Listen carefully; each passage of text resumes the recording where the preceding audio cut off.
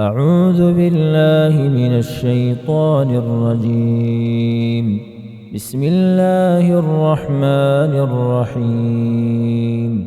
الحمد لله الذي أنزل على عبده الكتاب ولم يجعل له عوجا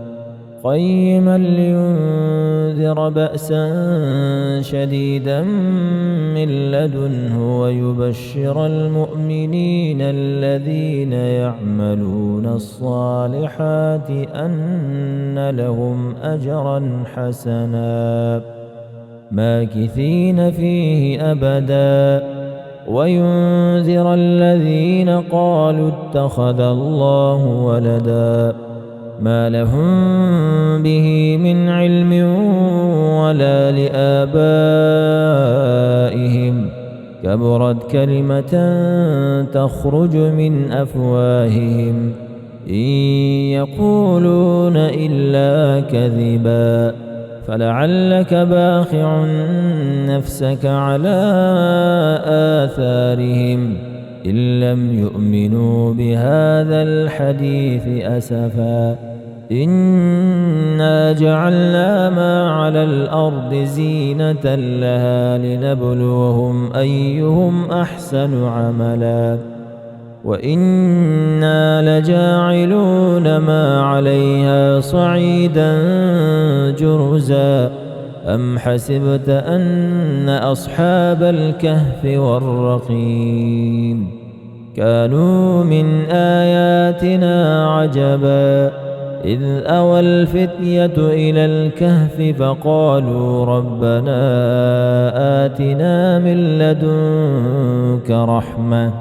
وهيئ لنا من أمرنا رشدا فضربنا على آذانهم في الكهف سنين عددا ثم بعثناهم لنعلم أي الحزبين أحصى لما لبثوا أمدا نحن نقص عليك نبأهم بالحق إنهم فتية آمنوا بربهم وزدناهم هدى وربطنا على قلوبهم إذ قاموا فقالوا ربنا رب السماوات والأرض لن ندعو من دونه إلها لقد قلنا إذا شططا هؤلاء قومنا اتخذوا من دونه آلهة لولا يأتون عليهم بسلطان بين فمن أظلم ممن افترى على الله كذبا وإذ اعتزلتموهم وما يعبدون إلا الله فأووا إلى الكهف ينشر لكم ربكم من رحمته ويهيئ لكم من أمركم مرفقا وترى الشمس إذا طلعت تزاور عن كهفهم ذات اليمين وإذا غربت تقرضهم ذات الشمال وهم في فجوة منه ذلك من آيات الله من يهد الله فهو المهتد ومن يضلل فلن تجد له وليا مرشدا وتحسبهم أيقاظا وهم رقود ونقلبهم ذات اليمين وذات الشمال وكلبهم باسط ذراعيه بالوصيد لو اطلعت عليهم لوليت منهم فرارا ولملئت منهم رعبا وكذلك بعثناهم ليتساءلوا بينهم قال قائل منهم كم لبثتم قالوا لبثنا يوما أو بعض يوم قالوا ربكم أعلم بما لبثتم فابعثوا أحدكم بورقكم هذه إلى المدينة فلينظر أيها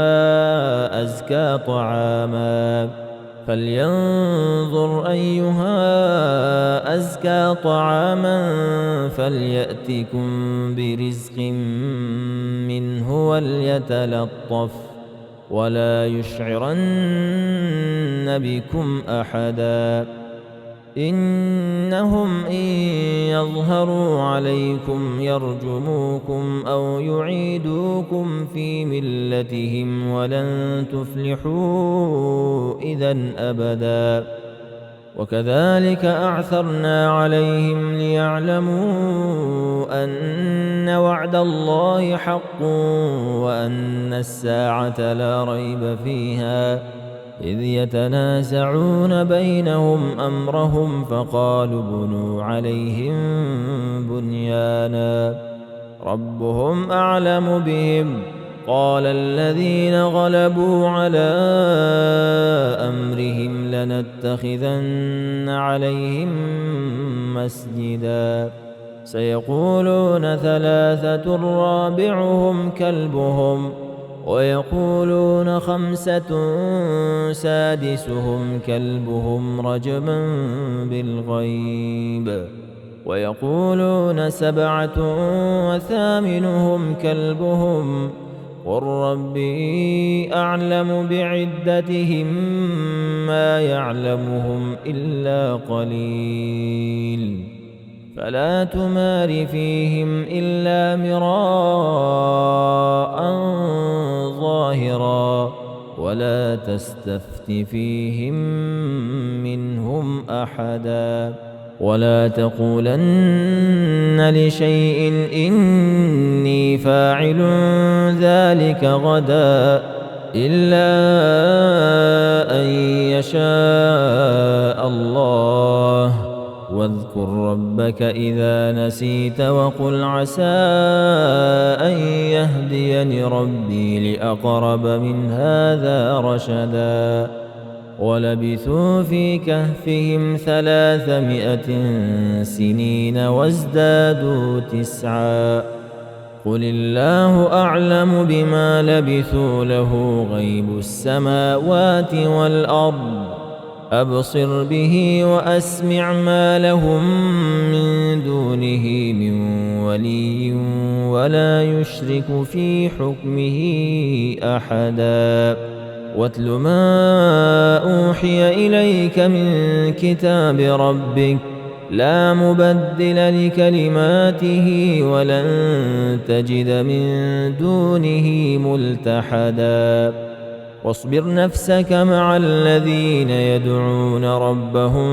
بالغداة والعشي يريدون وجهه ولا تعد عيناك عنهم تريد زينة الحياة الدنيا ولا تطع من أغفلنا قلبه عن ذكرنا واتبع هواه وكان أمره فرطا وقل الحق من ربكم فمن شاء فليؤمن ومن شاء فليكفر إنا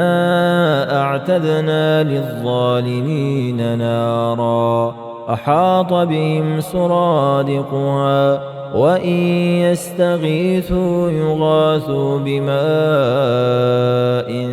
كالمهل يشوي الوجوه بئس الشراب وساءت مرتفقا إن الذين آمنوا وعملوا الصالحات إنا لا نضيع أجر من أحسن عملا أولئك لهم جنات عدن تجري من تحتها الأنهار يحلون فيها من أساور من ذهب ويلبسون ثيابا خضرا من سندس واستبرق متكئين فيها على الأرائك نعم الثواب وحسنت مرتفقا. واضرب لهم مثل الرجلين جعلنا لأحدهما جنتين من أعناب وحففناهما بنخل وجعلنا بينهما زرعا كلتا الجنتين آتت أكلها ولم تظلم منه شيئا وفجرنا خلالهما نهرا وكان له ثمر فقال لصاحبه وهو يحاوره أنا أكثر منك مالا وأعز نفرا. ودخل جنته وهو ظالم لنفسه قال ما أظن أن تبيد هذه أبدا وما أظن الساعة قائمة ولئن رددت إلى ربي لأجدن خيرا منها منقلبا. قال له صاحبه وهو يحاوره أكفرت بالذي خلقك من تراب ثم من نطفة ثم سواك رجلا لكن هو الله ربي ولا أشرك بربي أحدا. ولولا إذ دخلت جنتك قلت ما شاء الله لا قوة إلا بالله إن ترني أنا أقل منك مالا وولدا فعسى ربي أن يؤتيني خيرا من جنتك ويرسل عليها حسبانا من السماء فتصبح صعيدا زلقا أو يصبح ماؤها غورا فلن تستطيع له طلبا. وأحيط بثمره فأصبح يقلب كفيه على ما أنفق فيها وهي خاوية على عروشها ويقول يا ليتني لم أشرك بربي أحدا ولم تكن له فئة ينصرونه من دون الله وما كان منتصرا. هنالك الولاية لله الحق هو خير ثوابا وخير عقبا. واضرب لهم مثل الحياة الدنيا كماء إن أنزلناه من السماء فاختلط به نبات الأرض فأصبح هشيما تذروه الرياح وكان الله على كل شيء مقتدرا. المال والبنون زينة الحياة الدنيا والباقيات الصالحات خير عند ربك ثوابا وخير أملا. ويوم نسير الجبال وترى الأرض بارزة وحشرناهم فلم نغادر منهم أحدا وعرضوا على ربك صفا لقد جئتمونا كما خلقناكم أول مرة بل زعمتم أن لن نجعل لكم موعدا. ووضع الكتاب فترى المجرمين مشفقين مما فيه ويقولون يا ويلتنا ما لهذا الكتاب لا يغادر صغيرة ولا كبيرة إلا أحصاها ووجدوا ما عملوا حاضرا ولا يظلم ربك أحدا. وإذ قلنا للملائكة اسجدوا لآدم فسجدوا إلا إبليس كان من الجن ففسق عن أمر ربه أفتتخذونه وذريته أولياء من دوني وهم لكم عدو بئس للظالمين بدلا ما أشهدتهم خلق السماوات والأرض ولا خلق أنفسهم وما كنت متخذ المضلين عضدا ويوم يقول نادوا شركائي الذين زعمتم فدعوهم فلم يستجيبوا لهم وجعلنا بينهم موبقا ورأى المجرمون النار فظنوا أنهم مواقعوها ولم يجدوا عنها مصرفا ولقد صرفنا في هذا القرآن للناس من كل مثل وكان الإنسان أكثر شيء جدلا وما منع الناس أن يؤمنوا إذ جاءهم الهدى ويستغفروا ربهم إلا أن تأتيهم سنة الأولين أو يأتيهم العذاب قبلا وما نرسل المرسلين إلا مبشرين ومنذرين ويجادل الذين كفروا بالباطل ليدحضوا به الحق واتخذوا آياتي وما أنذروا هزوا ومن أظلم ممن ذكر بآيات ربه فأعرض عنها ونسي ما قدمت يداه إنا جعلنا على قلوبهم أكنة أن يفقهوه وفي آذانهم وقرا وإن تدعهم إلى الهدى فلن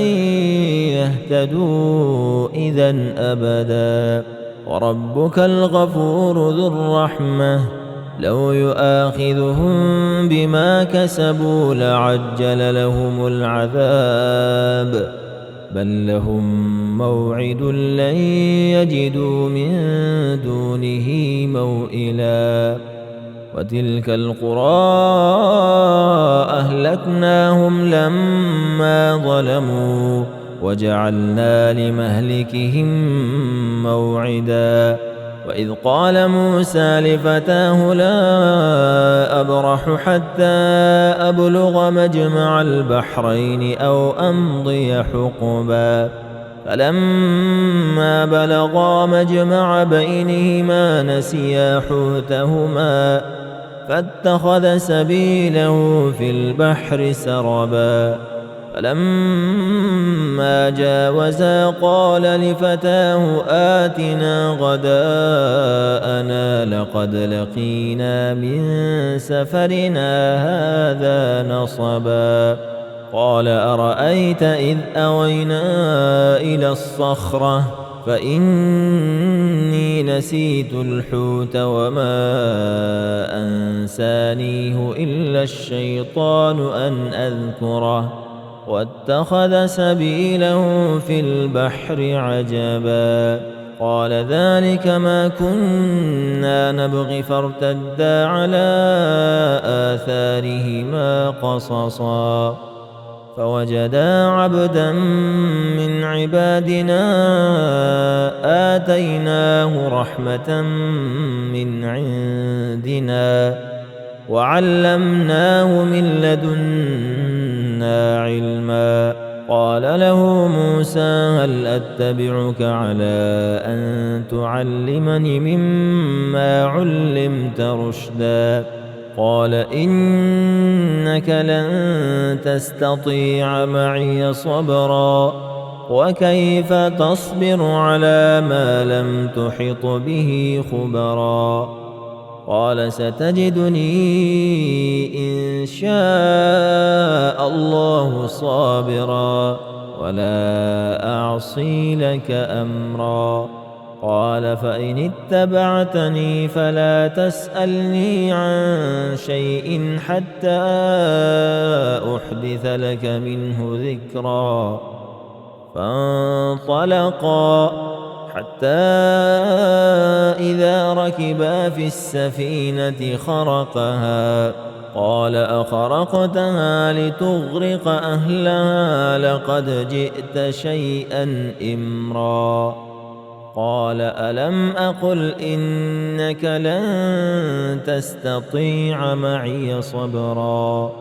قال لا تؤاخذني بما نسيت ولا ترهقني من أمري عسرا. فانطلقا حتى إذا لقيا غلاما فقتله قال أقتلت نفسا زكية بغير نفس لقد جئت شيئا نكرا. قال ألم أقل لك إنك لن تستطيع معي صبرا. قال إن سألتك عن شيء بعدها فلا تصاحبني قد بلغت من لدني عذرا. فانطلقا حتى إذا أتيا أهل قرية استطعما أهلها فأبوا أن يضيفوهما فوجدا فيها جدارا يريد أن ينقض فأقامه. قال لو شئت لاتخذت عليه أجرا. قال هذا فراق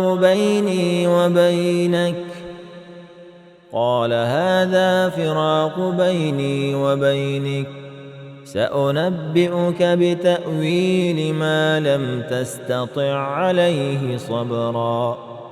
أما السفينة فكانت لمساكين يعملون في البحر فأردت أن أعيبها وكان وراءهم ملك يأخذ كل سفينة غصبا.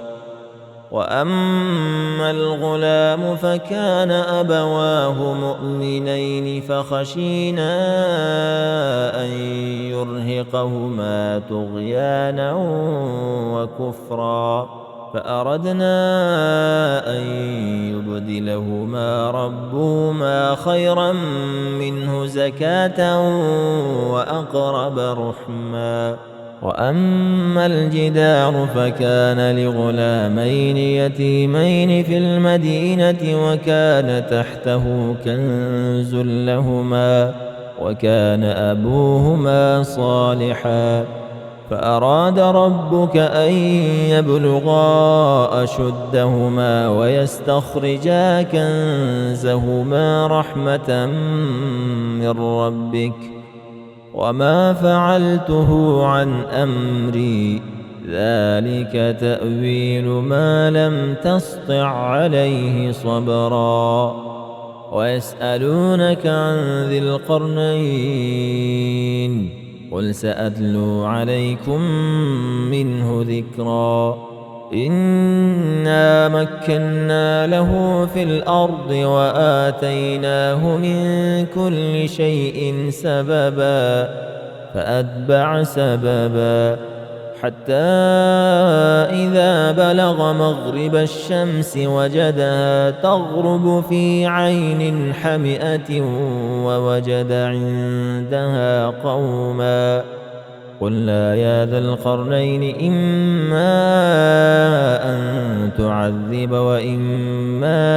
أن تتخذ فيهم حسنا. قال أما من